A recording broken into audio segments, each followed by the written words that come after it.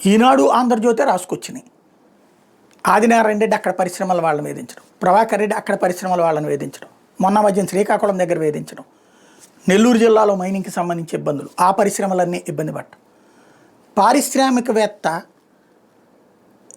సంబంధించినటువంటి ట్రాన్స్పోర్టేషన్ కాంట్రాక్టులు మాకే కావాలి, ఏజెన్సీలు మాకే కావాలి, అట్లాగే రకరకాల మాకే కావాలి. ఇక మొత్తం వ్యాపారంలో పేరుకి వాళ్ళు, మిగతాదంతా మా వాళ్ళకే కాంట్రాక్టులు కావాలి.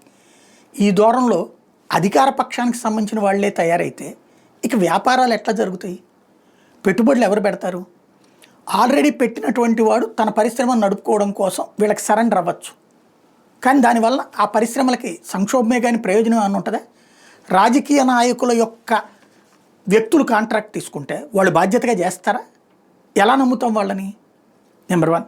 నెంబర్ 2, ఇంతకాలం దాని మీద ఆధారపడ్డ వాళ్ళ జీవితాలన్నీ నాశనం అయిపోయినట్టేగా. నెంబర్ 3, ఈ దందాతో ఇప్పుడు ఇక కొత్తోడు ఎవడన్నా పరిశ్రమ పెట్టడానికి రెడీ అవుతాడా?